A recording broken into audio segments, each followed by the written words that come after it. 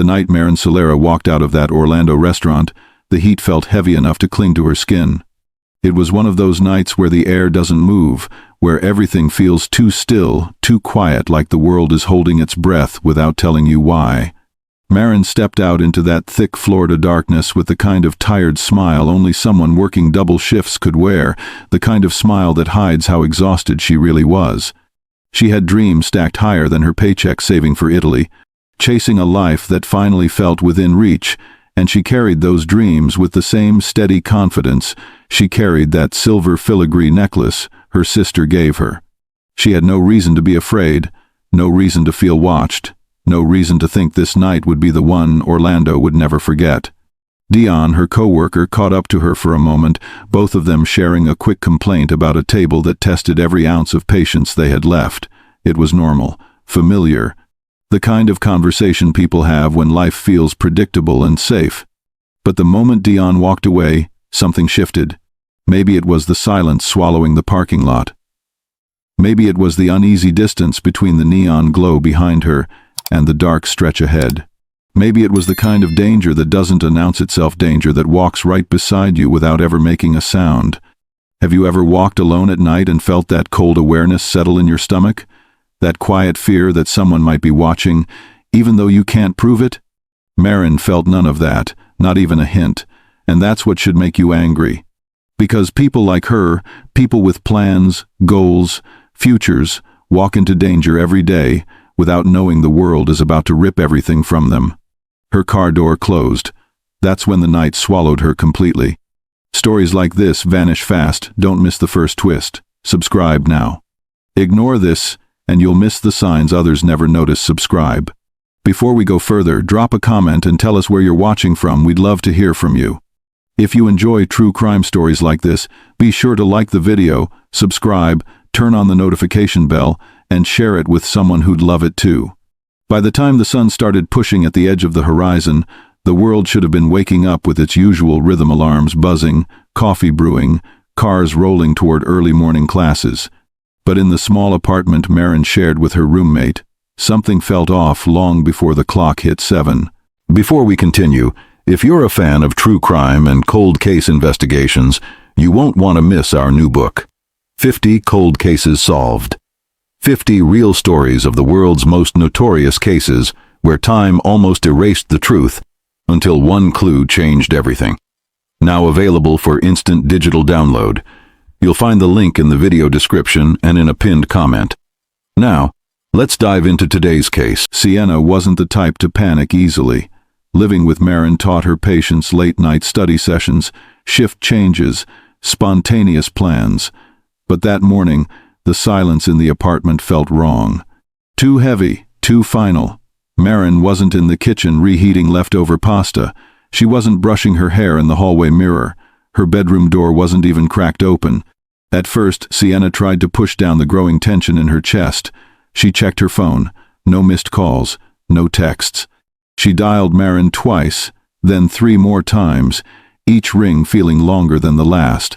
That sinking feeling, the one that grips your stomach when your mind starts whispering the one thing you don't want to believe, tightened with every unanswered call. When her phone buzzed with a message from one of Marin's classmates asking if she was running late, Sienna's worry snapped cleanly into fear. Because Marin wasn't careless. She wasn't forgetful. She didn't skip commitments. Someone like her disappearing overnight never made sense. It still doesn't. And if you've ever waited for someone who didn't show up, you know that feeling: the cold rush in your chest, the battle between logic and fear, the desperate hope that there's a simple explanation. Except deep down, you can already feel the truth pressing against you. Sienna drove to campus anyway, clinging to that fragile hope. Every mile felt longer than the last, every red light a reminder that something was deeply wrong. Her hands shook on the steering wheel. She checked the passenger seat, as if Marin might magically appear there. She didn't. When Sienna finally called the police, her voice broke in a way she'd never heard before. There was no drama in it, no exaggeration. Just raw panic and the terrible realization that she was reporting the disappearance of the person who brought light into every room she entered. And this moment of dread, this quiet morning panic, is where the real story begins. When the officers first arrived at the apartment, they tried to keep their voices steady, tried to project calm, tried to follow their early morning protocol. But even they could sense the tension hanging in the air. Missing adults weren't unusual, but missing adults with zero activity on their phone, no arguments, no history of walking out, no reason to disappear, that was different. The minutes crawled. Every question, when did you last see her? Was she upset? Did she mention anyone? Felt like another shove toward a truth no one wanted to acknowledge. As Sienna repeated the events of the previous night, something inside her started to crack. Her voice trembled every time she said Marin's name. And while police cruisers began spreading across Orlando's early morning streets, Marin's friends started calling one another, their voices tight and scared. Word traveled fast, too fast. People who'd laughed with her just hours earlier were now staring at their phones, waiting for updates that never came. The city was waking up, but for those who loved her, everything felt suspended. No footsteps in the hallway, no cheerful, "I'm home," echoing in the apartment. No explanation. By noon, fear had swallowed any remaining hope. The questions grew sharper, darker. If she had car trouble, why didn't she call? If she stayed somewhere overnight, why didn't she tell anyone? And if she wasn't answering her phone, what kept her from reaching it? You know that feeling when something is wrong and your body knows before your mind can accept it? That cold tightening in your chest that whispers, something happened. That's what everyone around Marin felt. Every hour made it worse. Every failed call felt heavier. Every unanswered question felt like another door closing. But the real punch came when the police traced her last known location to the restaurant where she worked. Her blue sedan was gone. Her handbag was not at home. Her phone was still silent. And right there, right at that discovery, an unspoken truth settled over everyone trying to find her. Whatever happened to Marin didn't start in the morning. It started the moment she stepped into that dark parking lot after clocking out. And what took place between those final footsteps and sunrise would shake an entire city. By the time the search expanded into the late afternoon, the weight of the situation had settled across Orlando like a storm no one could see, but everyone could feel. Officers combed the surrounding streets near her workplace. Flyers were printed and taped to lampposts. Students who barely knew her joined in the search because they heard the urgency in the voices of those who did. Marin was not forgotten, not for a second. The fear of what might have happened to her pushed everyone into action. But each hour stretched into something unbearable. A worker from a nearby business later told police he remembered seeing a small blue sedan the night before, parked in the employee lot, but now it was nowhere. That detail hit with the force of a gut punch. Cars don't vanish. People don't vanish. Not without someone making it happen. And that's when anger began to overpower fear. Someone had taken advantage of a young woman who was just trying to get home after a long shift. Someone in that dark parking lot made a decision that destroyed a family, shattered friendships, and left a city holding its breath. That knowledge created a fire in everyone searching, a fire fueled by the thought that the person responsible was out there, walking freely, living without consequence. Have you ever felt that rage?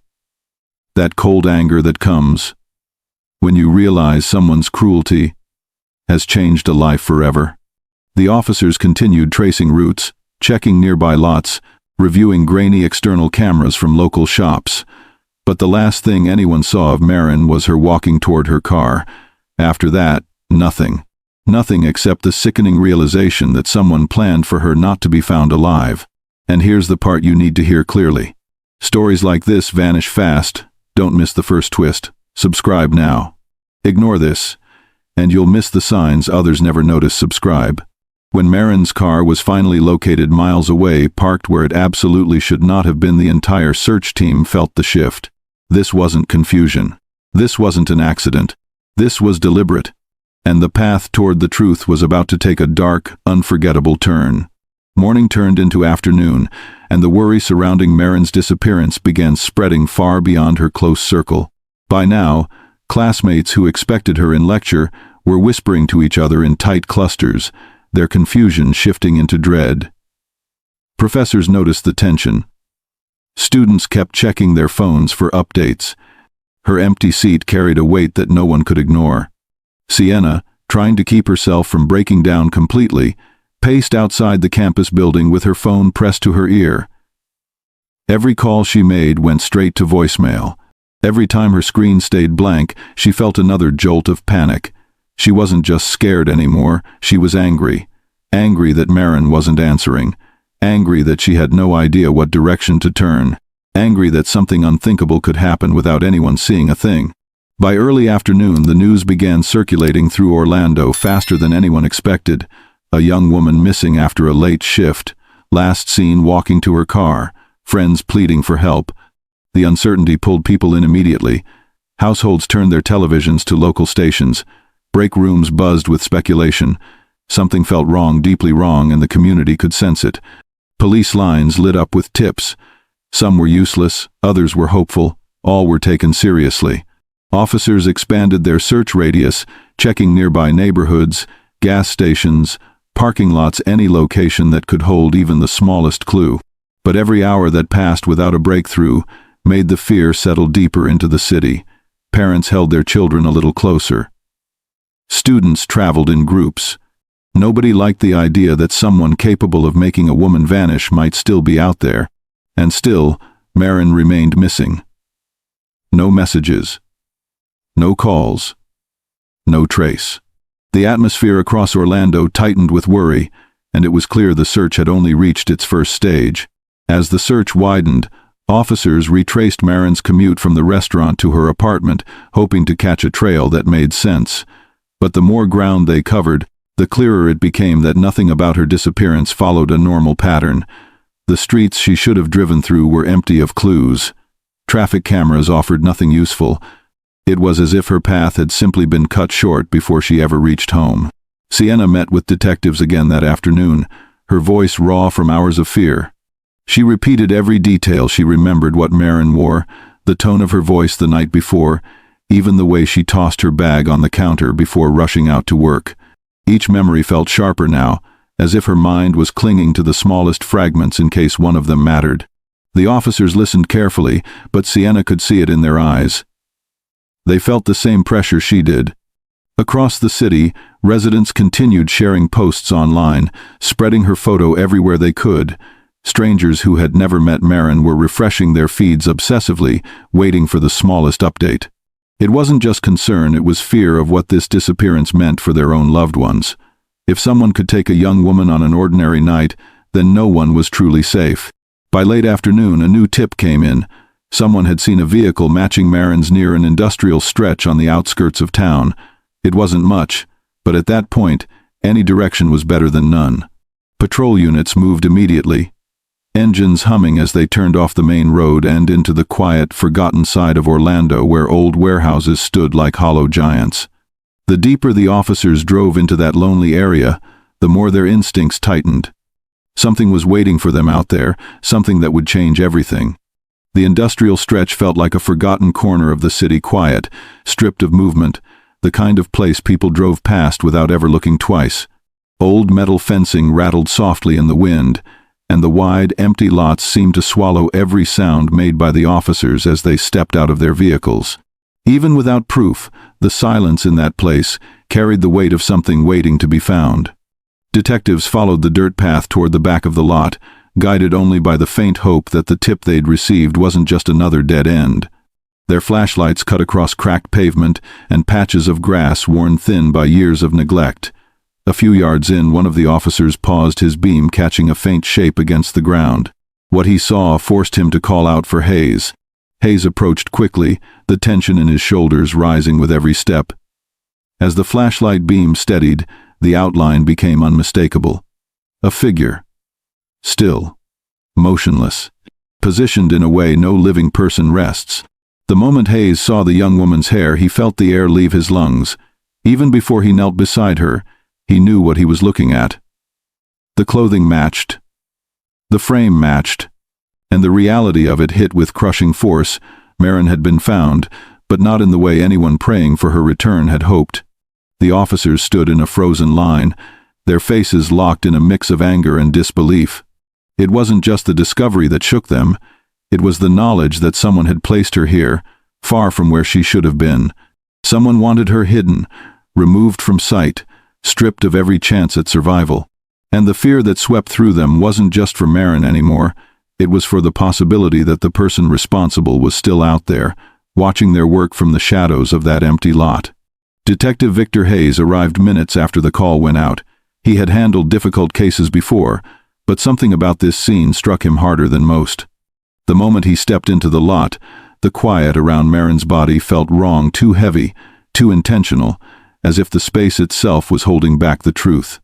Hayes crouched beside her, not touching anything, simply absorbing the devastation in front of him. A young woman with plans, with a future, reduced to a life cut short on cold ground. Anger carved itself into his expression. He didn't say a word, but the officers around him didn't need to hear one. They could feel the intensity coming off him. This wasn't just another investigation. This was a violation of everything he had sworn to protect. Marin wasn't a stranger to the people who loved her, and she wouldn't be a case number to him either. He stepped back, scanning the area with a sharp, searching gaze. There were no footprints leading away, no tire marks that made sense, no discarded items nearby. Whoever brought her here had done so carefully, purposefully, leaving behind almost nothing. Almost. Hayes motioned for the forensic team to move in. Every second mattered now. Every small detail carried the potential to expose the kind of person who could do something like this. And as they began documenting the scene, Hayes kept replaying one thought in his mind. Someone out there chose this location for a reason. This wasn't chaos. This was planned. If your instincts say something's wrong, follow this case closely. Yet something else gnawed at him, a detail he couldn't yet identify, a detail that didn't fit. And as daylight continued to fade, one thing became painfully clear. The moment they moved Marin's body, the investigation would shift in a direction none of them were prepared for. Because the item everyone expected to find simply wasn't there. As the forensic team worked around Marin's body, Hayes kept an eye on every movement, every photograph, every small fragment collected. He refused to let even a moment slip by unnoticed. The weight of the discovery had already settled heavily across the scene, but Hayes could feel something else building, something colder, something that didn't match the usual signs left behind at violent crime locations. One of the officers approached him with a hesitant expression. "Detective, we've logged her clothing and documented everything on her, but—" The officer paused, swallowing hard. "There's an issue." Hayes turned, waiting. Her voice lowered. "Her necklace. It's not here." That single sentence cut through him sharper than anything else uncovered so far. The silver filigree necklace, something she never took off, was missing. Gone. Removed. Taken. Hayes didn't react outwardly, but inside his frustration ignited. This wasn't random. This wasn't clumsy. Someone made a choice to take the one item she valued beyond anything else. And people like that don't remove items without meaning behind it. He stood for a long moment, staring at the empty space where that necklace should have been. It wasn't just an accessory, it was part of her, a symbol of her bond with her sister, a piece of her identity. Whoever had taken it wanted control, wanted possession, wanted something to hold on to long after they left her here. The officers around him sensed the shift in his focus. The missing necklace didn't just add a detail, it added intention. Hayes straightened, jaw tight. Log everything.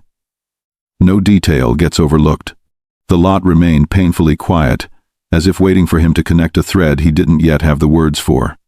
But one truth settled on everyone standing there. The item they all expected to find wasn't there. And that absence was about to change the entire investigation. Detective Hayes stepped away from the industrial lot and opened his worn leather notebook, its surface creased from years of cases that pushed him to his limits. At the top of the page, written neatly in pen, was a single name. Marin Solera. He paused for a long moment, staring at those letters, as if anchoring himself to the responsibility now resting squarely on his shoulders. He flipped to the next page, jotting down the immediate details: recovered clothing, location, state of the scene, time discovered.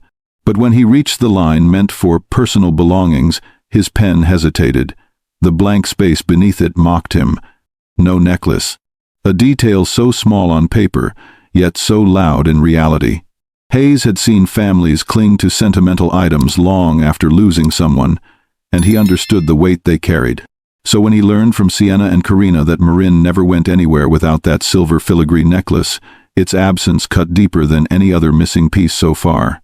It wasn't forgotten. It wasn't misplaced. Someone removed it. And if someone removed it, they kept it. Questions began pressing into Hayes' mind in fast succession.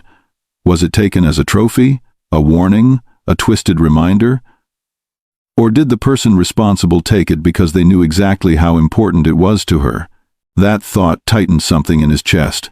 Have you ever lost something so meaningful it felt like a piece of you? Hayes murmured under his breath, not as a question to himself, but as a thought he knew would echo through everyone touched by this case. Because losing an object is one thing. Losing something tied to your heart is another. The missing necklace wasn't just a detail, it was a message, and Hayes intended to decipher it. Back at the station, Hayes spread the initial evidence files across the table, but his eyes kept drifting back to the note he'd written about the necklace. It wasn't just missing, it had been taken with purpose. That thought gnawed at him in a way he couldn't ignore. He knew the difference between chaos and intention, and nothing about this felt accidental. He replayed Sienna's trembling voice in his mind as she described how Marin touched the necklace whenever she was nervous, how it had been a gift from Karina, how she never left the house without it. That small detail carried the weight of a red flag.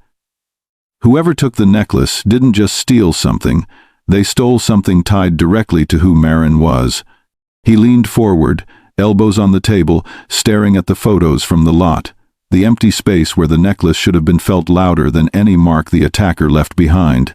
Hayes circled the area on one of the photos, not because he expected a clue to jump out, but because the absence itself demanded attention. To him, the missing necklace spoke more clearly than footprints or fingerprints ever could. A person who removes something so personal from a victim usually has a reason, one rooted in emotion, control, or familiarity. That thought forced a chilling question to the front of his mind. Was this about opportunity, or something far more personal? If the attacker knew her, the investigation would take a sharp turn inward. If the attacker didn't, then the necklace's disappearance hinted at a different kind of motive, one calculated, driven by something dark and deliberate. Either possibility tightened Hayes' resolve.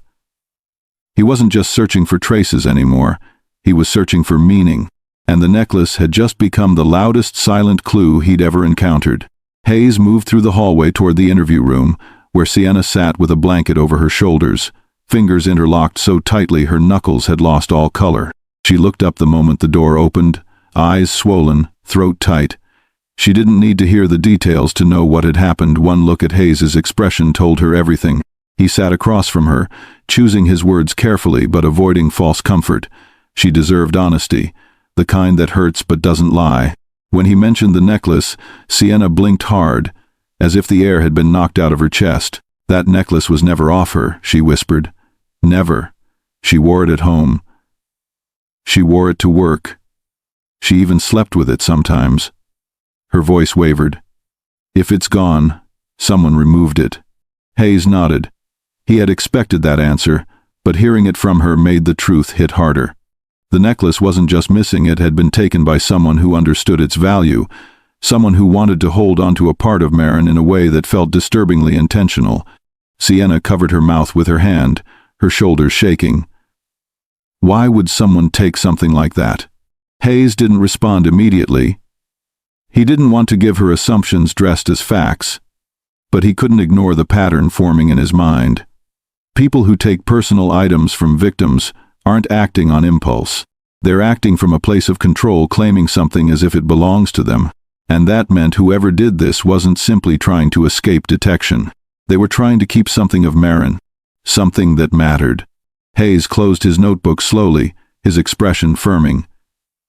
The necklace wasn't just a detail, it was a doorway, and once he stepped through it, the investigation would shift into far more dangerous territory. Later that evening, Hayes stood alone in his office, the glow from the desk lamp illuminating the evidence board he'd begun assembling. Photos of Marin, the lot, her clothing, and the handwritten notes filled the wall in a tight cluster. But his focus went again and again to the blank space representing the missing necklace, a space that demanded answers he didn't yet have. He slipped his notebook open and added a new line in sharp, controlled handwriting. Why take what mattered most to her? That question echoed louder than any other lead. Whoever had removed that necklace hadn't done it in a hurry. They'd taken the time to claim it. That choice spoke volumes about the person they were looking for. Someone with a reason. Someone with nerve. Someone with a connection, whether imagined or real. Hayes stepped back from the board and let the weight of that thought settle. The more he examined the case, the more the necklace's disappearance transformed from a missing object into the clearest proof that this crime had purpose behind it. Purpose changes everything. Purpose means motive. Motive means direction. And direction was exactly what this investigation had been lacking until now. He reached for the stack of witness statements, his eyes narrowing as he scanned the names of people who'd crossed paths with Marin in her final hours. Every name carried possibility, but only one of them knew why that necklace was taken. Only one of them carried the truth hidden behind their calm exterior. Hayes knew this moment marked the shift. The search was no longer about locating a missing woman. It was about understanding the intentions of the person who took her life and carried away the one thing she treasured. He exhaled slowly, gripping the edge of the desk. Stay close, small objects carry the loudest truths. Tomorrow, the real hunt would begin. The hours following the discovery were a blur of questions, rushed statements, and desperate attempts to piece together Marin's final movements. Hayes began the first round of interviews with the people who knew her best, hoping that anyone could offer something that pointed toward a direction, a motive, a person. He started with Dion, who sat with hunched shoulders and trembling hands, replaying the last conversation he had with her. He described her clocking out, rubbing her tired eyes, laughing faintly about a customer who pushed her patience too far. He remembered the way she tightened her grip on her bag and mentioned she had an early morning, which meant she wasn't planning on stopping anywhere. Dion's voice cracked when Hayes asked if she seemed worried or distracted. No, he whispered. She was just ready to go home. Next came Sienna, still grieving, still shaking, still fighting to keep her breath steady. Her answers mirrored the same painful truth. Marin had no enemies, no threats, no reason to be afraid of anyone in her life. Hearing her speak, Hayes felt that familiar frustration burn in his chest. Cases built on confusion were the hardest to untangle, and this one had confusion in every corner. Then came Alec, the former boyfriend. His tone was calm, almost eerily composed, but his alibi checked out without contradiction. He had been at work across town, surrounded by co-workers who verified his timeline down to the minute. For a moment, Hayes had hoped Alec's interview would reveal a cracked jealousy, resentment, anything that pointed toward emotional motive, but nothing emerged. And with each interview completed, the same realization spread across the room like a heavy fog. Whoever took Marin didn't fit neatly into her circle, which meant the possibilities around her just grew wider and darker. The next blow to the investigation came when officers located Marin's blue sedan, not near her apartment, not along her usual route, but miles away in a long-term parking area near the airport. It was the kind of place travelers used for extended trips, a location that made absolutely no sense for a young woman who had planned to go straight home after work. Hayes stood beside the car in the fading light, jaw tense as he studied its placement. It was parked neatly between two vehicles, positioned as if the person who left it there wanted it to blend in. No signs of forced entry, no discarded belongings, nothing disrupted. It looked like any ordinary car left by any ordinary traveler. Except Marin wasn't traveling. That single fact twisted the investigation into knots. If someone moved her car to this lot, they didn't panic, they didn't rush. They drove it here with confidence, parked it properly, walked away, and trusted the busy airport environment to swallow the evidence. Hayes could almost feel the smug calculation in that choice. Whoever did this believed they bought themselves time days, maybe longer before anyone realized the vehicle even mattered. He circled the sedan, taking in every detail. The mirrors were untouched. The seat was adjusted slightly forward, but not enough to indicate a struggle. Fingerprints meant nothing. They were smudged, overlapped, useless. The interior was clean, almost unnaturally so. It felt staged. And that was the problem. Nothing about the car added clarity. Instead, it made the picture blur even more. The wrong location, the wrong context, the wrong logic, every detail suggested someone who planned carefully, someone who understood how to disguise their movements. Hayes stepped back, exhaling sharply. If Marin didn't drive this car here, then who did, and why choose this place? That unanswered question marked the beginning of a deeper frustration that would push the entire case toward a dead stop. Back at the crime lab, Hayes watched technicians work through samples collected from Marin's clothing, her car, and the industrial lot. He stood behind the glass window, arms crossed, tapping his thumb against his forearm, a steady habit he fell into whenever impatience crept up on him. He wanted answers. He needed them. But 2002 didn't have the tools he wished existed. DNA processing was slow, limited, and maddeningly imprecise. Partial profiles meant endless waiting. Mixed samples meant even more delays. Every time a technician approached Hayes with an update, he braced himself, hoping this would be the moment a breakthrough landed in his hands. But every update felt the same, another inconclusive result, another test compromised by environmental exposure, another sample too damaged to point toward anyone.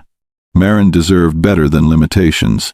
Hayes leaned closer to the window as one of the techs shrugged in defeat, lifting a contaminated swab from a tray. That single gesture hit harder than words. It meant more time lost, more uncertainty, more darkness for Marin's family. He pressed his fingers against the bridge of his nose, as if trying to push back the growing pressure in his skull. He needed something, anything to hold on to. But every lead felt like sand slipping between his fingers. The frustration in the department grew heavier by the day. Officers who once walked with confidence now moved with the weight of trying to chase a shadow. Detectives flipped through their notebooks so often the pages softened at the corners. Every conversation ended with the same question. Where do we go from here? Hayes didn't have an answer. Not yet. All he had was a growing sense that someone out there was watching the investigation crumble and feeling completely safe. And that thought fueled a deeper fear that the trail was already slipping away. The next week unfolded like a slow collapse. Every interview circled back to nothing. Every search warrant returned empty. Every lead dissolved the moment anyone tried to chase it. The pressure on Hayes's team grew so thick, it felt like the entire department was breathing through clenched teeth. By Friday, the whiteboard meant to guide the investigation looked more like a battlefield, names crossed out, arrows abandoned halfway through, theories scratched over in frustration. The board wasn't helping anymore. It was taunting them. A reminder that time kept moving but the answers refused to follow. Hayes stood in the center of the room, staring at the mess of their own making. Officers sat slumped over their desks, exhausted, heads bowed, trying to summon the energy to keep pushing forward. Even the air felt heavier. Someone had taken a young woman off the streets of Orlando. Someone had ended her life, moved her car, stole her necklace, and then disappeared so cleanly the city felt no ripple of their presence. That truth was unbearable. Hayes felt it in his jaw, in his chest, in the dull ache behind his eyes. He knew what came next. He'd faced it in other cases, cases that slipped through their fingers despite every hour poured into them. He hated that feeling. He hated what it did to families. He hated what it did to cities. But most of all, he hated that this case was beginning to look exactly like one of those. He lowered his head, the weight settling on him like a final blow. This was the moment investigators dread, the moment hope thins beyond recognition. Still not subscribed? Then explain why in the comments. Because cases like this fade fast, and once they fade, the truth gets buried with them. By early 2003, the momentum that once surrounded Marin's case had thinned to a quiet, painful crawl. The command center that had once buzzed with urgency now felt muted, emptied of the drive that once pushed every officer forward. What began as a citywide effort slowly settled into a grim waiting game, one with fewer updates, fewer leads, fewer reasons to believe a breakthrough was near. New crimes arrived. Fresh emergencies demanded attention. Headlines shifted to other tragedies, other crises, other names. Orlando, a place that once grieved loudly for Marin, began to speak her name less often. The front page coverage shrank into a short column. Then, the column shrank into a footnote. Then even that disappeared. Time has a way of sweeping pain aside, even when the wound is still open for those living inside it. Inside the station, Hayes felt the shift like a cold draft every time he passed the evidence room. Files from recent cases stacked higher. Officers were reassigned, resources thinned. And though no one said it outright, the silence carried a heavy truth. The case was slipping out of reach. He refused to let it disappear entirely.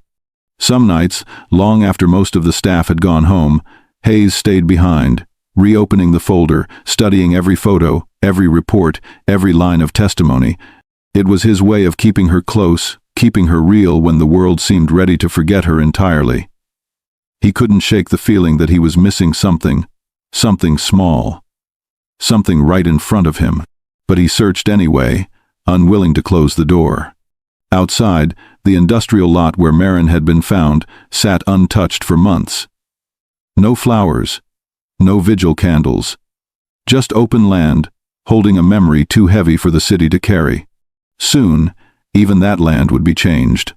Months later, construction crews arrived at the industrial lot. Their trucks rumbled over the gravel, their equipment slicing through the quiet space where Marin's final moments had unfolded. To the workers, it was just another project. To the city, it was a sign of growth and progress. But for Hayes, watching from his car across the street, it felt like watching a memory being covered with concrete. He remained parked for nearly an hour, engine off, hands fixed on the steering wheel. He knew this transformation was inevitable. Empty land never stays empty for long. But the sight of fresh pavement spreading across the dirt felt like a harsh reminder that time doesn't wait for justice. The ground where the truth once lived was being sealed away under layers of asphalt, as if the city wanted to bury everything connected to that night.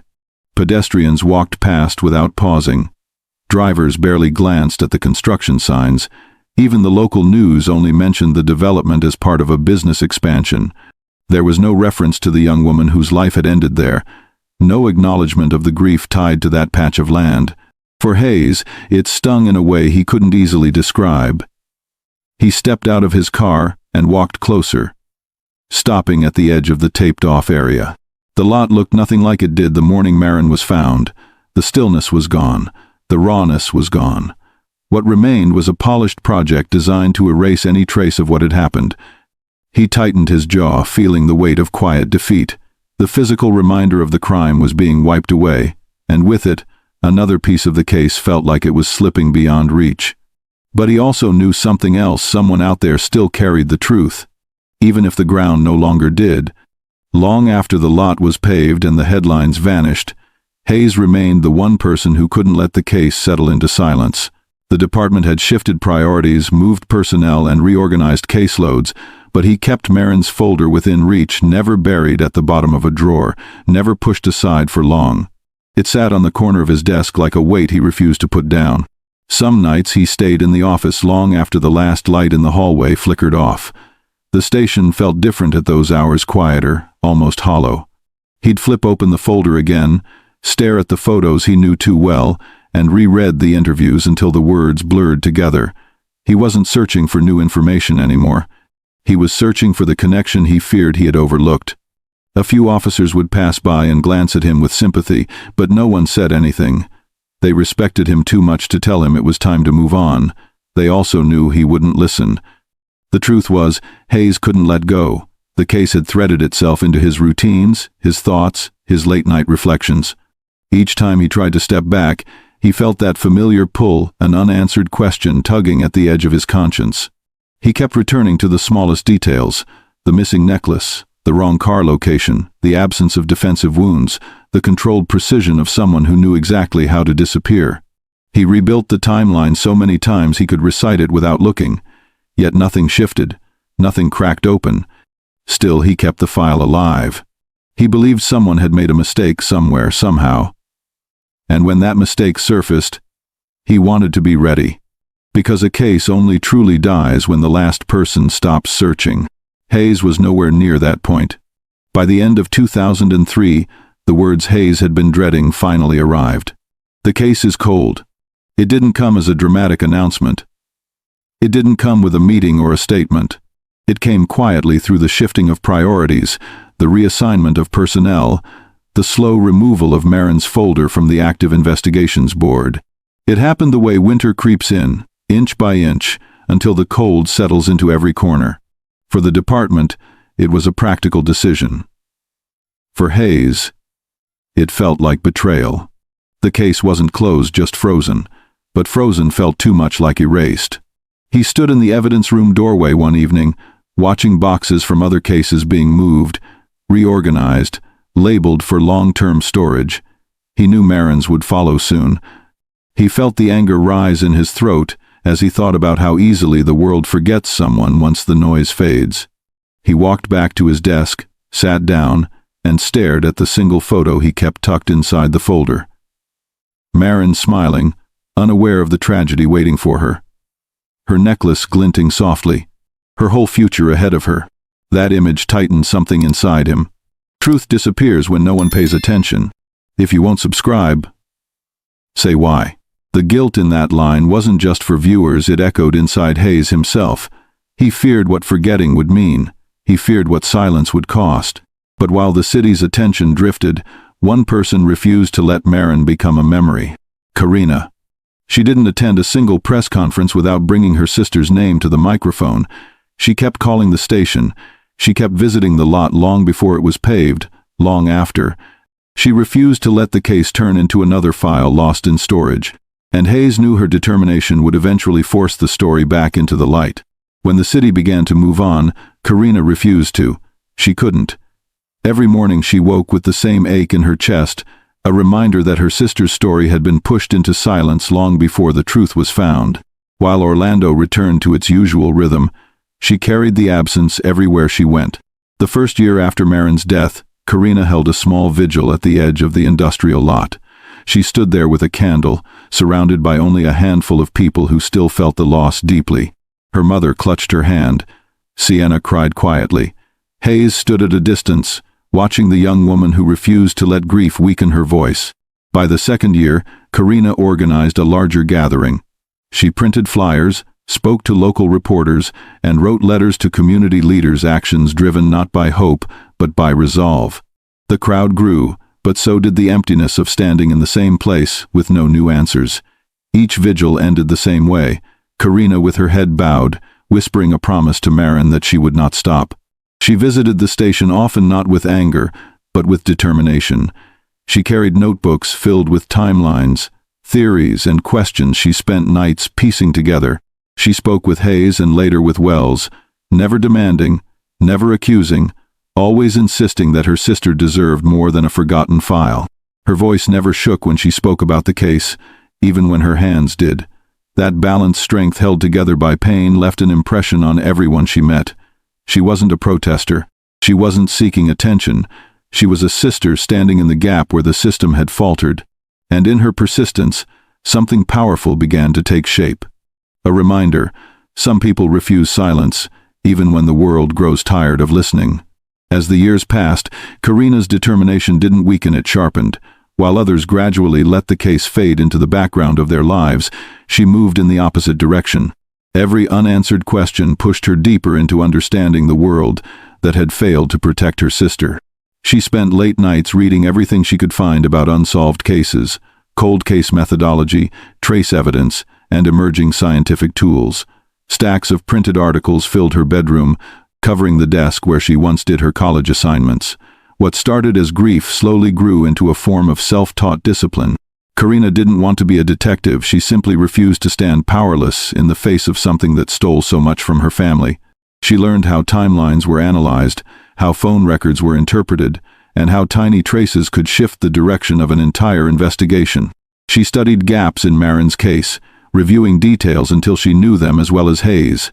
Her understanding wasn't perfect, but her dedication was unmistakable. She also kept her focus on scientific progress. Whenever a new forensic tool was mentioned on the news, whether involving DNA refinement, digital storage, or sample recovery, Karina took notes. She didn't know which advancement would be the one to unlock Marin's case, but she believed something was coming, something that would finally allow the evidence to speak in ways it couldn't before. Each time she visited Hayes, she brought her questions neatly written, careful not to overwhelm him, but firm enough to show she hadn't surrendered to time. He respected her for it. Many families burned out after a year or two, but Karina showed up again and again, her conviction steady even when progress was non-existent. She didn't know the science she needed wasn't available yet. She only knew she had to stay ready for the moment it arrived.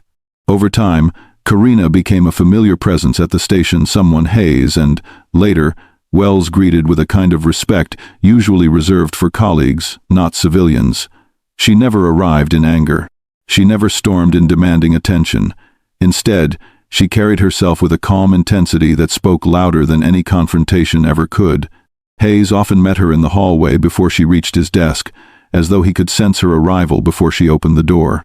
He'd offer her a seat, pour her a cup of coffee, and listen as she read from the pages she'd filled that week, ideas, timelines, possible links, inconsistencies she wanted clarity on. He didn't dismiss her questions. He didn't talk down to her.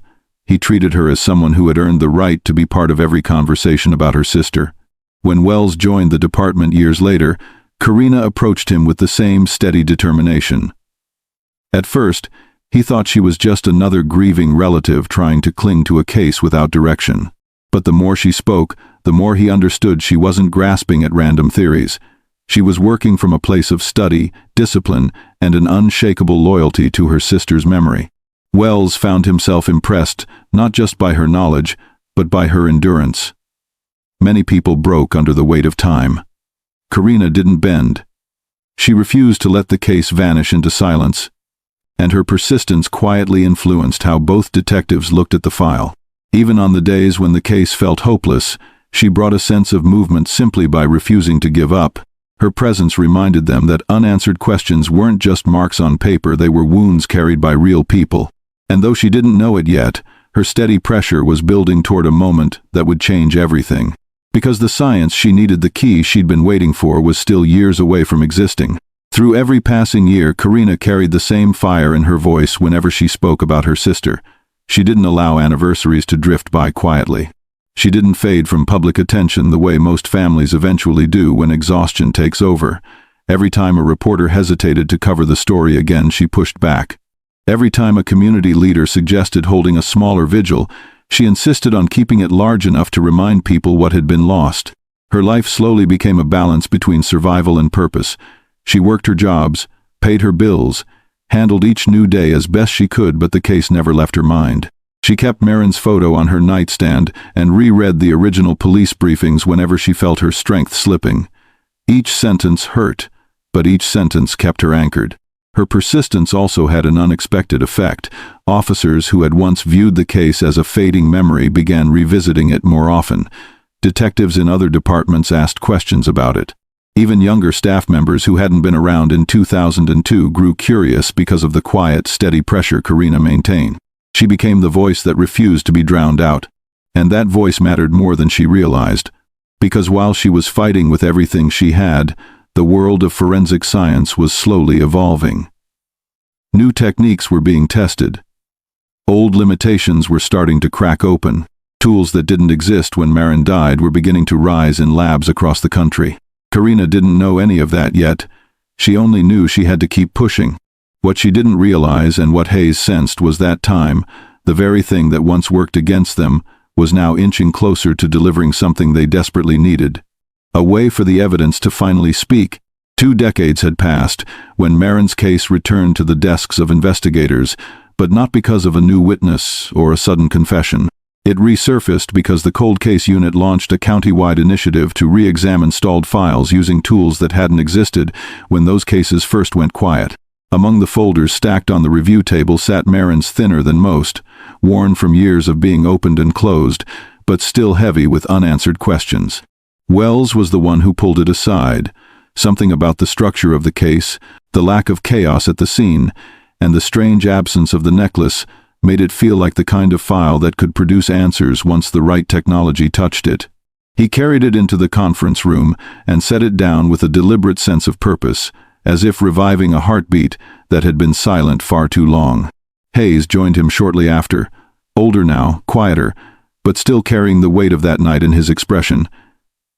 When he saw the folder on the table, He didn't ask why it was there. He simply pulled out a chair and sat down beside Wells. It was the reaction of a man who had been waiting for this moment without daring to expect it. The review began slowly, carefully. They walked through the original evidence lists, the photographs, the early interviews, the timelines Karina knew by heart. Every detail was treated as if it were being seen for the first time, not the 20th. For the first time in years, hope didn't feel naive, it felt possible. Science had changed, tools had changed. The landscape of forensic investigation wasn't the same world that failed them in 2002. And as Wells flipped through the pages, one thought settled between them. Maybe the evidence wasn't silent anymore. Maybe it was simply waiting for the right era to speak. The first major shift came when the lab introduced a new method to reprocess old DNA samples, far more sensitive than anything available in 2002. Wells submitted every preserved item tied to Marin's case: fabric fibers, swabs, and contact traces gathered from the industrial lot. He didn't expect miracles, but he expected movement. The evidence had waited long enough. Weeks later, the call came from the lab director. They had recovered a usable YSTR pattern. For Wells, it felt like the lights came on in a room that had been dark for 20 years. YSTR analysis focused on male lineage, pulling genetic threads that passed from father to son with remarkable consistency. It couldn't identify a specific man on its own, but it could identify a family line, something impossible back when Marin was killed. Hayes listened quietly as the lab explained the significance. It was the closest thing they'd had to direction since the earliest days of the investigation. A narrow doorway, maybe, but a doorway nonetheless. After years of seeing the case as a maze with no exits, that small genetic footprint felt like a key. They ran the profile through CODIS, hoping the system would finally give them a name. It didn't. The screen returned the same message it had delivered countless times before. No match found. Wells leaned back, frustration flickering across his face. Even with new tools, the case still resisted. But Hayes didn't flinch. He stared at the report with the focus of a man who understood the meaning beneath the disappointment. A match would have solved the case. But a lineage? A lineage could lead them somewhere entirely new, somewhere the original investigation never had the chance to reach. And for the first time in years, Marin's case wasn't frozen. It was shifting. While the DNA results stirred new interest, a second breakthrough emerged from an unexpected corner of the lab, the fiber unit. Among Marin's preserved clothing samples was a tiny thread collected from her blouse, barely visible without magnification. Back in 2002, tests on the fiber revealed nothing useful. The dye signature was too faint, and the technology too limited. But now, with upgraded Raman spectroscopy, the lab could identify chemical dye structures with astonishing precision. Wells requested a full analysis, expecting little more than a routine update. Instead, the results delivered something quietly explosive. The fiber's dye composition didn't match common retail clothing. It belonged to a specific type of industrial uniform, one produced in limited batches for only a handful of companies in the state. The chemical markers were distinctive, almost like a fingerprint for fabric. It wasn't enough to point to a name, but it pointed to a workplace, a role, a job someone held during the time Marin was killed. Hayes studied the report with a cold, steady focus. One thread not even an inch long was now suggesting that Marin had crossed paths with someone who belonged to a specific professional environment, someone who had been near her, someone whose uniform brushed against her clothing long enough to leave a trace that survived 2 decades. The discovery felt like a quiet shift under their feet, subtle but unmistakable. It wasn't a full answer, but it was direction. And direction was something this case had not offered in years. Wells leaned back, tapping the edge of the report, the weight of the moment settling between him and Hayes. Whoever wore that uniform, he said, was close enough to leave a mark. And for the first time, that microscopic clue didn't just raise a question. It pointed toward a path they could finally follow. When Wells pinned the fiber report beside the YSTR findings, the investigation finally had a shape again, small, fragile, but undeniable. 2 clues, each impossible to use back in 2002, were now pushing open doors that had been sealed for 20 years. They stared at the board in silence, absorbing the shift that had just taken place. One clue came from a microscopic strand of fabric. The other came from a genetic breadcrumb passed down through a male bloodline. Neither of these breakthroughs existed when Marin was killed. Neither could have been detected with the tools Hayes had begged for all those years ago. But now, these tiny pieces had the potential to reorder the entire case. Wells traced the fiber analysis with his finger. "It's small," he said, "but it's enough to point us toward a specific type of worker, someone whose job brought them near her. Someone wearing this exact dye signature." Hayes nodded slowly. "And the YSTR pattern narrows the lineage. Whoever did this belongs to a very specific male family line." Two microscopic clues, once silent, now speaking louder than any witness ever had. Most people miss clues like these. "Stay with us so you don't." The words hung in the moment with a quiet urgency. They weren't just for viewers, they echoed the reality of the investigation itself. Too many clues had been overlooked for too long. Too much depended on not missing anything now. Wells exhaled, the tension finally breaking across his features. "People think these details don't matter," he muttered. "But details like this change everything." A beat passed. "Stay unsubscribed, and don't complain when truth hides in plain sight." Because the truth was no longer hiding. It was beginning to rise from places no one expected: fibers, patterns, timelines, and genetics. And the next step would unlock the most powerful tool of all: genealogy. The YSTR profile sat on Wells's desk like a silent invitation, an invitation to push the investigation into territory no one in 2002 could have imagined. For the first time, they weren't limited to state databases or outdated systems. They had access to something far more powerful: public genealogy platforms where thousands of people uploaded their DNA in search of family connections, medical insights, or curiosity about their ancestry.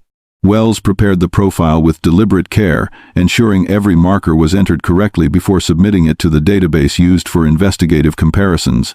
Hayes watched from beside him, arms folded, carrying a mix of anticipation and caution. They both knew what this moment represented. Once uploaded, the system would search for genetic relatives, people who shared fragments of the same paternal lineage as the person responsible for Marin's death. The process took hours, each minute stretching with unbearable tension.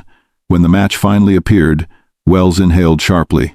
A second cousin-level connection. The name attached: Denton Albright. It wasn't a suspect. It wasn't even someone remotely tied to the case. But it was a branch on the same paternal family line.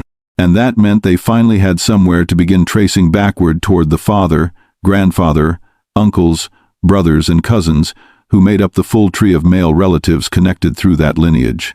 Hayes leaned closer to the screen, reading the name twice, then a third time.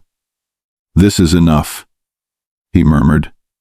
"Not enough to identify one man, but enough to locate a family. Enough to build outward. Enough to shrink the pool from millions to dozens." The quiet spark that had been growing between them ignited into something clearer.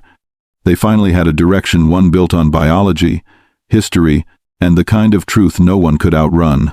The moment Denton Albright's name appeared on the results page, Wells printed the full report and spread it across the conference table. Hayes joined him, taking a seat beside the stack of documents that now felt more like a doorway than a dead end. This wasn't just a match, this was a map waiting to be drawn. The YSTR link meant Denton wasn't the suspect, but he belonged to the same paternal line as the man who ended Marin's life. That line stretched backward through generations, branching through fathers, grandfathers, great-uncles, and cousins, men connected by shared markers passed down through time.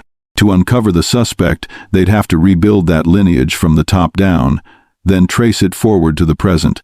It was slow, meticulous work, but compared to years of silence, the task felt electric. Wells opened public genealogy records, searching for Denton's family tree. Every detail mattered: birth counties, migration trails, marriages, recorded occupations. He began charting the line on a whiteboard, starting with Denton's grandfather, then connecting him to siblings, cousins, and uncles. Hayes assisted, cross-referencing census records and archived obituaries to fill in missing links. Bit by bit, a pattern emerged. Branches of the Albright paternal line clustered in 2 counties, one rural, one suburban. Several men from earlier generations had moved for work, leaving a trail that zigzagged across Florida.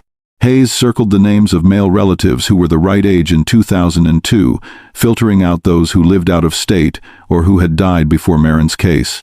By the time they stepped back from the board, the once sprawling lineage had tightened into a manageable shape. 4 names remained. 4 men who carried the same paternal signature. 4 men who could be tied, directly or indirectly, to Marin's final night. And one of them had crossed her path without ever being noticed. Hayes stared at the 4 names written on the board, each one representing a possible break in a case that had refused to yield anything for 2 decades. Wells stepped back, rubbing his palms against his jeans, as if trying to steady the rush of adrenaline threading through him. They had gone from a nameless lineage to 4 living men, 4 individuals whose ancestry tied them directly to the YSTR pattern pulled from Marin's evidence. But narrowing a family was one thing. Proving which man within that family was capable of taking a life was another. Wells opened the background files he compiled from public records. Jobs, addresses, marriage histories, traffic citations, property purchases, anything that painted a clearer picture of who these men were in 2002. Meanwhile, Hayes focused on geography. He pulled old city maps, cross-referenced locations, and marked where each of the 4 men lived, worked, or traveled during the year Marin died. A pattern began to take shape. 2 of the men lived hours away during that period, too far for any reasonable connection. One had been serving in the military overseas. That left one remaining relative, a name both men paused on, their eyes meeting in the same charged moment. Before they dug deeper, Hayes broke the silence with a thought that hovered between curiosity and discomfort. How would you feel knowing a relative's hobby could unmask a killer? It wasn't hypothetical anymore. Denton Albright had uploaded his DNA to learn about his ancestry. That simple, harmless choice had just opened a door that had stayed shut for 20 years. And now, that door was pointing them toward a single line on the board. A single name. A man whose life overlapped with Marin's in ways neither of them yet fully understood. Wells adjusted the board's final column, sliding the remaining names slightly to the left, as if clearing space around it. The whiteboard, once cluttered with sprawling branches of relatives, now held a single line leading to one man, one relative whose timeline, movements, and proximity aligned in ways the others simply didn't. His name echoed in the room with a weight neither detective ignored. He was the only one who lived in the Orlando area in 2002. The only one whose job placed him on the road at odd hours. The only one whose residential history overlapped with both Marin's workplace and the industrial zone where she was found. Hayes took out the map he'd been marking and placed a finger on the point representing her restaurant. Then he slid his finger along the path toward the paved-over lot. The line between them passed directly through the area where this relative lived at the time. It wasn't just convenient, it was precise. Wells brought up archived employment records he'd dug up earlier. The man worked for a company that issued uniforms consistent with the fiber signature recovered from Marin's blouse. The dye matched. The time frame matched. The geography matched. Piece by piece, every quiet clue that had survived 2 decades was beginning to lean toward him. Hayes didn't speak. He just stared at the board, jaw locked, a tension building behind his eyes. This wasn't a guess. This wasn't a coincidence. This was alignment, the kind that made the air in the room feel tighter. Wells finally broke the silence. He lived right between her workplace, he said slowly, and the place where her body was found. The words hung there like a held breath. One man, one route, one shadow that had been there all along. And now, everything pointed straight at him. His name sat on the board like an unmoving shadow, Sterling Hayes. For hours, neither detective said it out loud. They simply stared at it, the only name left standing, after eliminating every other male relative on the genealogy map. When Wells finally spoke it, the room shifted. Not because the name was familiar, but because of the silence that followed. Sterling was, on paper, ordinary. No criminal record, no violent incidents, no behavior that ever drew attention. In 2002, he was a delivery worker. He lived in a modest apartment on a quiet street. He paid his bills. He blended in. The kind of man neighbors greeted politely but never thought about again. But the details mattered. Where he lived placed him directly between Marin's workplace and the industrial lot where her body was found. That same year, his employer issued uniforms that matched the fiber dye signature identified by the Raman analysis. And his delivery assignments routinely pulled him through the airport corridor, where Marin's car had been abandoned, parked with the calm precision of someone who knew how to blend movement into routine. Wells looked through Sterling's employment record from 2002, tracing the delivery routes outlined in the old dispatch logs. Many of them ran late into the evening. Some overlapped with the exact window of time when Marin left work for the last time. Hayes studied Sterling's address again, the way it sat neatly between the two crime locations like a quiet hinge connecting them. He wasn't remarkable. He wasn't memorable, and that made him dangerous. People expect danger to look loud, unpredictable, aggressive. But sometimes, danger is a man who leaves no impression at all, someone who slips through daily life unnoticed, unchallenged, unrecorded. Sterling's invisibility wasn't innocence. It was camouflage.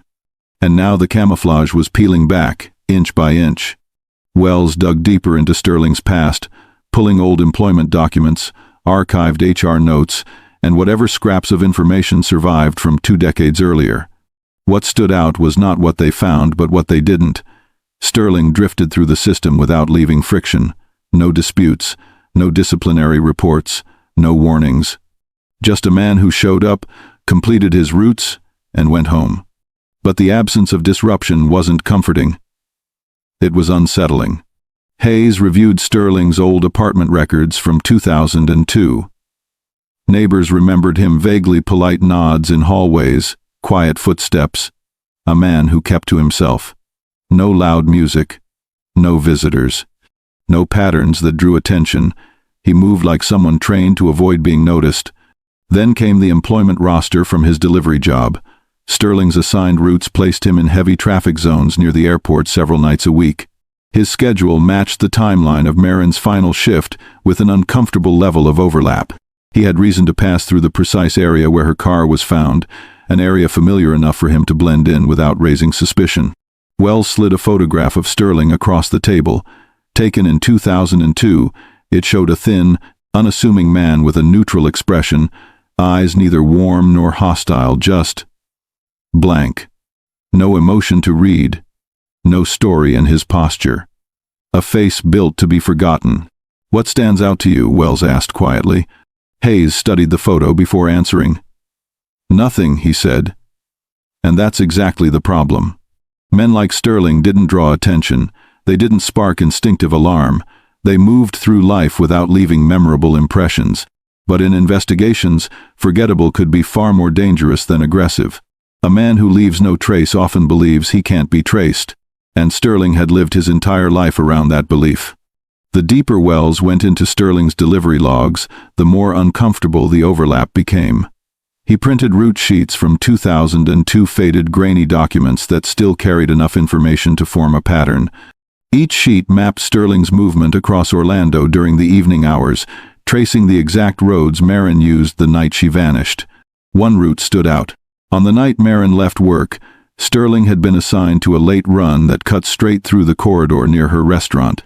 The timestamp placed him on the road within a narrow window that matched the moment she walked out the door, locked her bag against her side, and crossed the parking lot toward her car.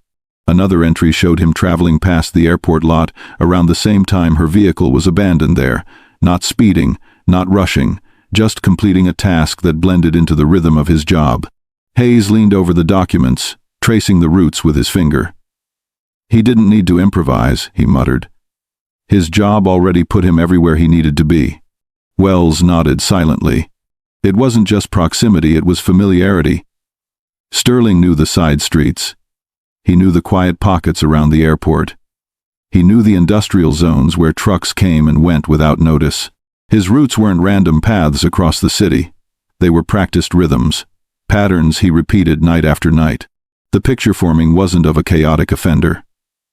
It wasn't a sudden impulse or an unexpected encounter. It was someone who understood how to move without drawing attention, how to blend every action into something that looked like routine. Hayes looked at the board again, tension tightening in his chest. "Some say men like Sterling hide in plain sight," he said slowly. "Others think harmless is harmless. What do you think?" Because this wasn't harmless. This was a pattern hiding inside a job no one questioned. And now the pattern was exposing him piece by piece. As Hayes and Wells dug deeper, a clearer picture of Sterling began to take shape, one that had nothing to do with dramatic outbursts or visible hostility. What defined him instead was absence. Absence of close friendships. Absence of long-term relationships. Absence of meaningful ties that might have revealed something hidden beneath his quiet exterior. Co-workers from 2002 described him as polite, kept to himself, never caused trouble, but none of them recalled real conversations with him. No one remembered sharing a laugh, or a lunch break, or even small talk. He moved through the workplace like a shadow present, but never connected. Hayes looked through Sterling's old personnel file. A single note caught his eye. Dependable. Works alone most shifts. 2 short sentences that said far more than the supervisor likely intended. Independence wasn't suspicious on its own, but combined with the other pieces, the roots, the fiber, the genetic link, it painted a man who lived in a world of his own. People like Sterling didn't erupt. They faded. They observed. They learned the patterns of everyone around them without revealing their own. They didn't stand out, which allowed them to navigate spaces without leaving memories behind. Wells lifted the photo of Sterling again, that flat, unemotional stare. The vagueness in his features.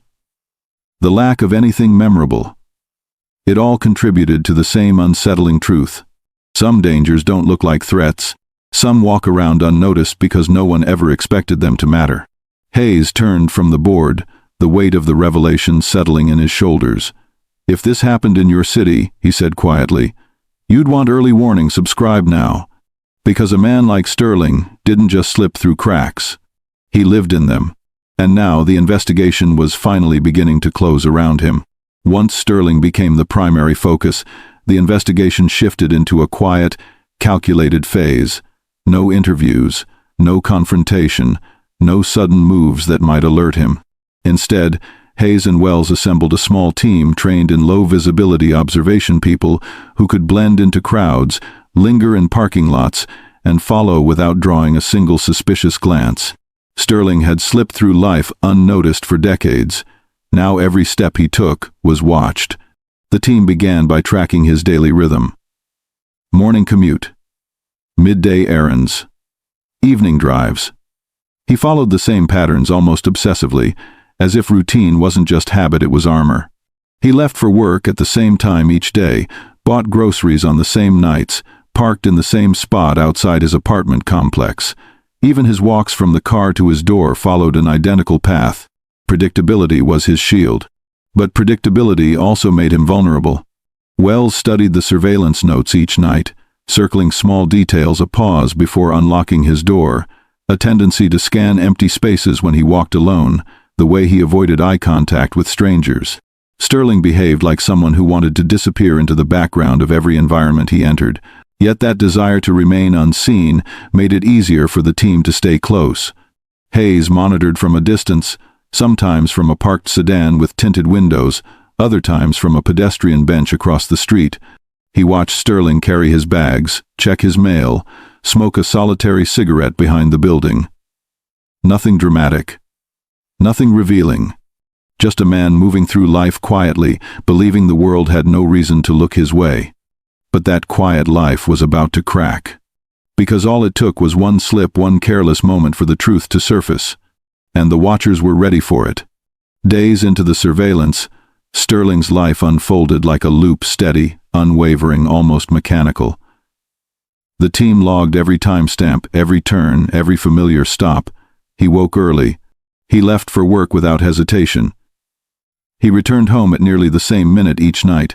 Even his grocery list seemed unchanged, judging by the identical bags he carried into his apartment. Most people reveal small shifts in their routines, variations that reflect stress, emotion, or distraction. Sterling didn't. His predictability bordered on rigid, like a man afraid that deviation could expose something he'd spent years hiding. From the outside, nothing about him seemed threatening. He held doors for strangers. He nodded politely when passing neighbors. He didn't engage in arguments or draw attention. He simply existed quietly, cautiously, and without disruption. But Hayes saw something beneath the calm exterior. It wasn't guilt written across his face. Sterling didn't give away that kind of emotion. It was the way he moved, with a sense of constant calculation, as if every action had been rehearsed long before he ever stepped outside. Wells noticed it too. "He's careful," he murmured one evening, staring at the footage on his laptop. "Too careful. Like someone who's been living with a secret long enough to make routine his shield." Sterling rarely touched public surfaces longer than necessary. He used sleeves instead of fingers when opening doors. He carried his own pen. He avoided lingering in crowded places. All habits that might be dismissed as quirks, unless you were looking for the subtle signs of someone who didn't want to leave biological traces behind. None of it was proof. But all of it added weight. They watched him walk into his apartment again, lighting the same cigarette he smoked every night behind the building, back turned to the world. A man trying desperately not to be seen. A man who didn't know eyes were on him now, patient, quiet, and waiting for the moment he slipped. The break came on a humid Thursday afternoon, quiet, unremarkable, the kind of day Sterling moved through without a second thought. Hayes and Wells were watching from separate vehicles as Sterling left his apartment, walked to a vending machine outside the complex office, and bought a soda. He cracked it open with a familiar motion, took a few slow sips, then continued walking toward the dumpster behind the building. Nothing unusual, nothing suspicious, until it was. Sterling paused behind the dumpster enclosure, glancing around the empty lot. The surveillance team didn't shift, didn't turn their heads, didn't risk a single movement that could alert him. Sterling finished the last of the drink, lowered the can, and held it loosely by the rim. The metal glinted in the sun, holding more than condensation. It held the one thing he'd spent years avoiding: DNA. Then he did it. He tossed the can into the open trash bin. A simple action. A routine gesture. But for Hayes and Wells, it was a crack in the armor Sterling had built around himself. The moment the lid clanged shut, Wells whispered over the radio, "Team 2, go." His voice was low, steady, but charged with the weight of 20 years. Two officers moved in a practice sweep, waiting until Sterling rounded the corner and disappeared from sight. Only then did they approach the bin. Hayes stepped out of his vehicle and joined them. One officer, gloved and composed, reached inside, locating the still-cold can, lifting it gently as if it were made of glass. They sealed it in a sterile tube, documenting every second. Wells met Hayes' eyes. No words were needed. For the first time since the case began, they held something Sterling couldn't explain away. Something he had carelessly thrown out. A mistake. A small one. But small mistakes can break open entire cases. The can was rushed to FDLE under strict chain of custody, sealed and escorted through secure corridors as though it carried the weight of a verdict. For Hayes and Wells, the next step wasn't action, it was waiting. The kind of waiting that grinds nerves to the bone. 72 hours. That's how long it would take for the lab to extract the saliva sample, isolate the markers, and compare them to the preserved profile from 2002. Every hour stretched thin, each minute a reminder of how close they might be or how far everything could fall apart if the test failed. Hayes barely slept. He stayed close to the station, reread old reports, paced the hallways, and replayed Marin's timeline over and over until the pages blurred. Wells kept staring at the evidence photo of the necklace pendant they never found, convinced the truth had been waiting far too long. The lab lights hummed softly as analysts ran the final comparisons. Machines clicked, printed, scanned, and then everything went still. A match. Not partial. Not probable. Complete. The saliva from Sterling's discarded can aligned perfectly with the male DNA recovered from Marin's case file. The confirmation hit like a sudden burst of pressure, 20 years collapsing into a single undeniable result. Wells exhaled for the first time in days. Hayes closed his eyes, jaw tightening as relief mixed with anger. They had him. Not a possibility. Not a theory. Him. This was the break the case had been starving for. And right here, the emotional tension turns into a warning. She never saw the danger coming. Stay aware. Don't miss what happens next. The next move would change everything. The arrest was coming.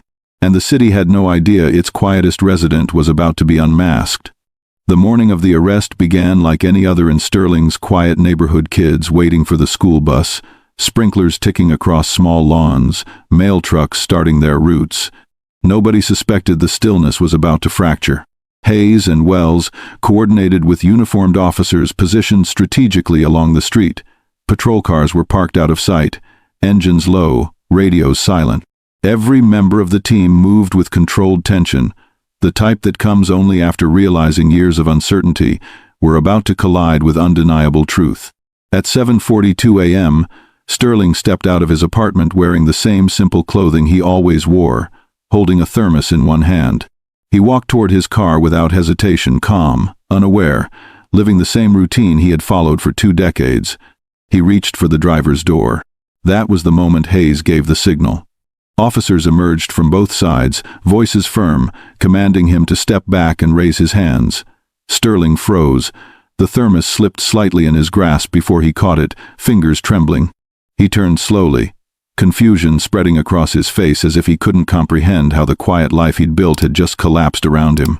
Neighbors peeked through blinds. Others stepped out onto porches, whispering, stunned. Sterling, the man who kept to himself, who nodded politely, who lived like a shadow, was being handcuffed in the center of their street. Wells watched his face closely. Sterling didn't protest. He didn't argue. He didn't ask why. He only murmured, "Is this really happening?"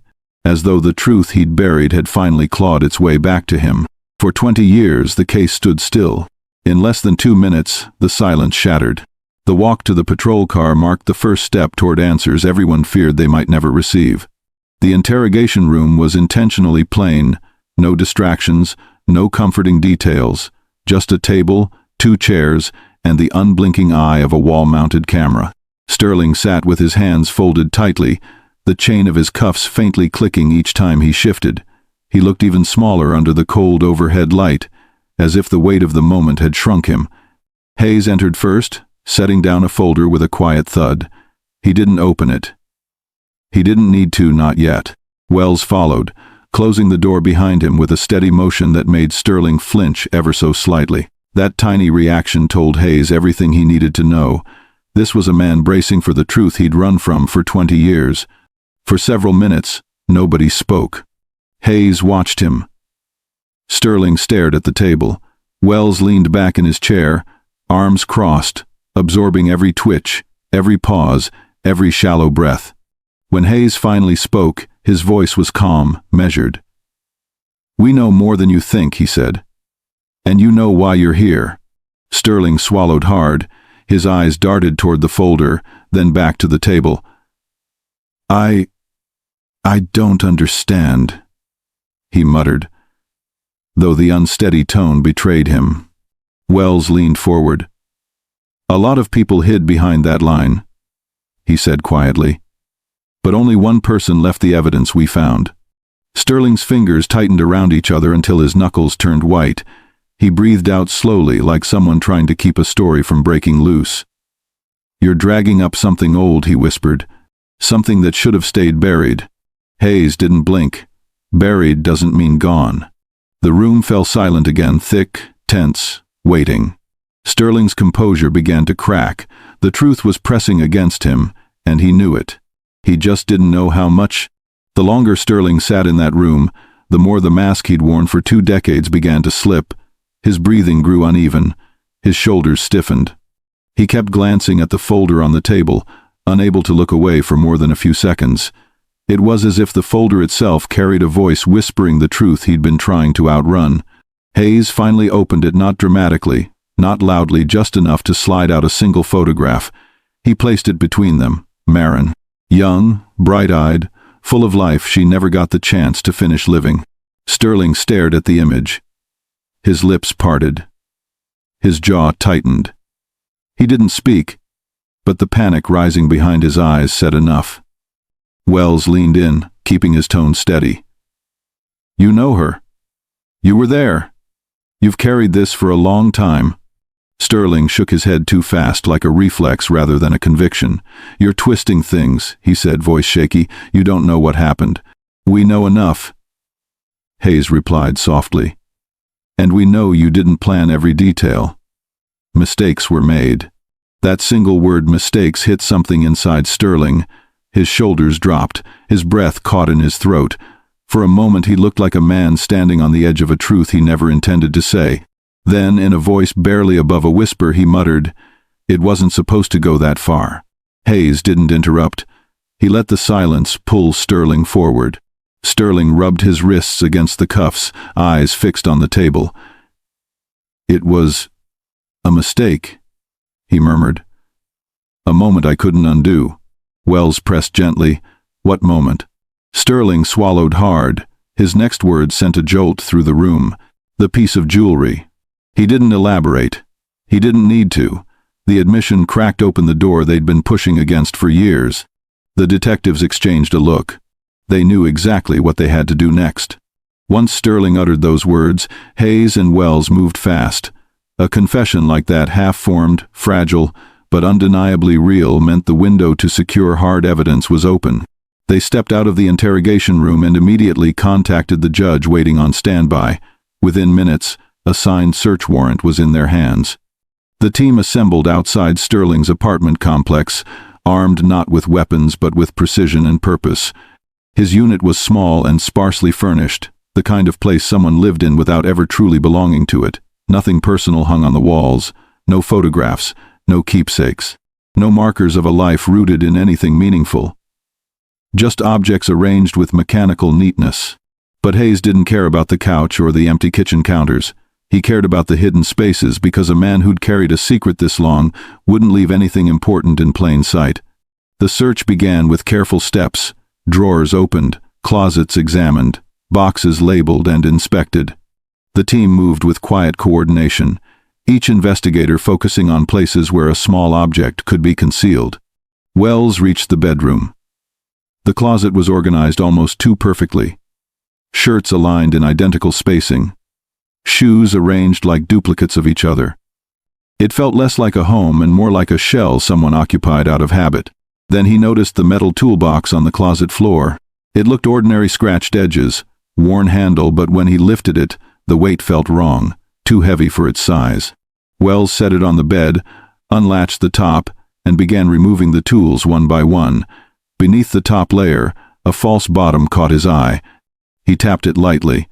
Hollow. He hooked his fingers beneath the edge and lifted the panel. A small cloth pouch lay hidden beneath it. Wells called out, voice steady but charged. "Hayes, you need to see this." They were close. Very close. Hayes stepped into the bedroom just as Wells placed the small cloth pouch on the bed. No one spoke. No one moved. Even the air in the room felt tighter, as if the walls understood the gravity of what lay inside that pouch. Hayes pulled on fresh gloves, his hands steady even though his heartbeat hammered against his ribs. He loosened the drawstring and gently tipped the pouch. A single silver filigree necklace slid out. Marin's necklace. The one she wore every day. The one missing from the scene. The one her family prayed would someday appear. For a long moment, Hayes stared at it, almost afraid to breathe, as though any movement might shatter the weight of this truth. He wasn't thinking like a detective now. He was thinking like a father, like a man who had watched a family endure 20 years of unanswered pain. Wells swallowed hard. "It's hers," he said quietly.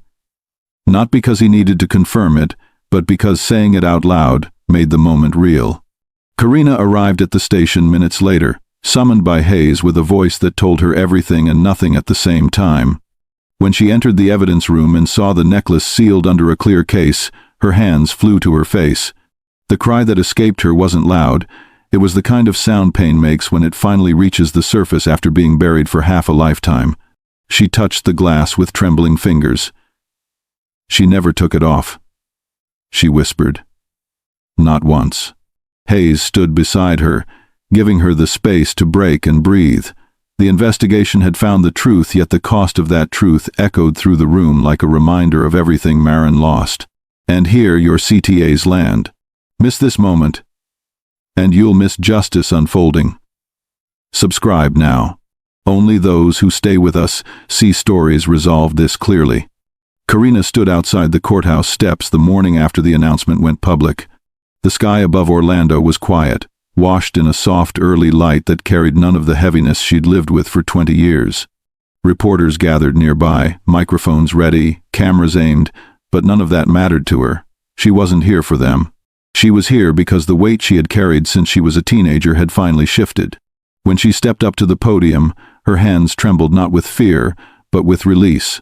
"Thank you," she began, her voice steady despite the emotion rising behind it. "To everyone who never let my sister's name disappear, you gave her more than justice. You gave her dignity." Wells stood a short distance away, arms folded, watching her speak with a look that held both pride and quiet exhaustion. The necklace they recovered had changed everything, not just the investigation, but the way the city remembered Marin. For years, her case had faded from public memory, overshadowed by newer headlines and fresh tragedies. Now her name was spoken again, not as a cold case, but as a life honored. Hayes lingered behind the crowd. He didn't need recognition. Seeing Karina breathe freely for the first time in decades was enough. He exchanged a brief nod with Wells, a silent acknowledgement of the road they traveled to reach this point. Every sleepless night, every stalled lead, every moment they questioned whether the truth would ever surface. Karina continued speaking, her voice gaining strength. "My sister deserved answers, and so does every family still waiting." For the first time, the community listened not out of fear, but out of respect. A chapter was closing, but the impact of this case was only beginning to ripple outward. As news of Sterling's arrest spread, the national outlets picked up the story with an intensity no one expected. Networks replayed the timeline, analysts discussed the investigative breakthroughs, and online forums buzzed with questions about how a case frozen for 2 decades could suddenly ignite with such force. The spotlight wasn't just on the crime, it was on the method that finally pulled the truth from the shadows. Forensic genealogy became the center of every conversation. Experts appeared on morning shows explaining how a single hobby kit, uploaded by a distant relative, helped tighten the net around a man who had blended into everyday life. It was science meeting persistence, precision meeting patience. The public, once skeptical of these techniques, began to understand their power. Wells was invited to participate in several panels, though he preferred to stay grounded in the work rather than the attention. During one interview, when asked how he felt about the sudden interest in the case, he answered plainly, "If this helps bring closure to another family, then the attention is worth it." Hayes, meanwhile, received calls from cold case divisions across the country, detectives who wanted to understand the process, who hoped the same technology might reopen doors they believed were sealed forever. He shared everything he could, knowing firsthand what it meant to finally break through years of silence. Karina watched these developments with a mixture of pride and disbelief. She had spent countless nights reading about forensic progress, emailing specialists, attending community meetings. Now the techniques she once clung to as a distant hope were changing the national landscape. It felt surreal, like her sister's case had become a lighthouse for other families lost in uncertainty. This wasn't just a solved mystery. It was a shift in how justice could be reached. In the weeks that followed, something subtle but meaningful began to shift across Orlando. People who remembered the original case, neighbors, classmates, former co-workers, started leaving flowers near the small memorial bench dedicated to Marin at her old community college. For years, the bench sat unnoticed, its plaque collecting dust and rain. Now, fresh flowers appeared every morning. Some left handwritten notes. Others simply paused on their way to class, taking a moment that hadn't been taken in far too long. The city wasn't celebrating. This wasn't a victory. It was acknowledgement and overdue recognition of a life interrupted, and a family who refused to let silence be the final word. Karina walked by the bench one afternoon and saw a young student sitting there, quietly reading the dedication. The student glanced up and said, "I didn't know her, but I'm glad people didn't stop caring." Those simple words held more comfort than the student could have imagined. Karina nodded, grateful for a moment that felt like healing instead of loss. Hayes noticed changes too. Community members approached him at local events, thanking him, not for solving a case, but for refusing to abandon it. He always responded the same way. "Her family kept the hope alive. We just followed it." Wells, reflecting on everything, shared a thought during a small team gathering. When the world moves on, grief stays behind. But so does love. Sometimes, that's what brings the truth back. And that question, the one that anchored this entire journey, echoed quietly across every person connected to the case. What would you fight for, even if the world moved on without you? The answer wasn't simple. But this case had shown that some bonds refuse to fade, no matter how many years pass. In the weeks that followed, something subtle but meaningful began to shift across Orlando. People who remembered the original case neighbors, classmates, former co-workers, started leaving flowers near the small memorial bench dedicated to Marin at her old community college. For years, the bench sat unnoticed, its plaque collecting dust and rain. Now, fresh flowers appeared every morning. Some left handwritten notes. Others simply paused on their way to class, taking a moment that hadn't been taken in far too long. The city wasn't celebrating. This wasn't a victory. It was acknowledgement and overdue recognition of a life interrupted, and a family who refused to let silence be the final word.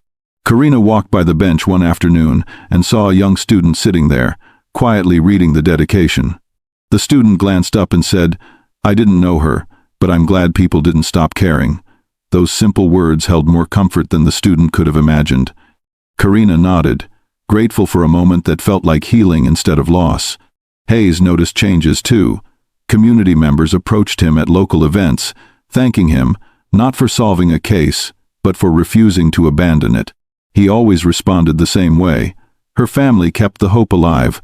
We just followed it." Wells, reflecting on everything, shared a thought during a small team gathering.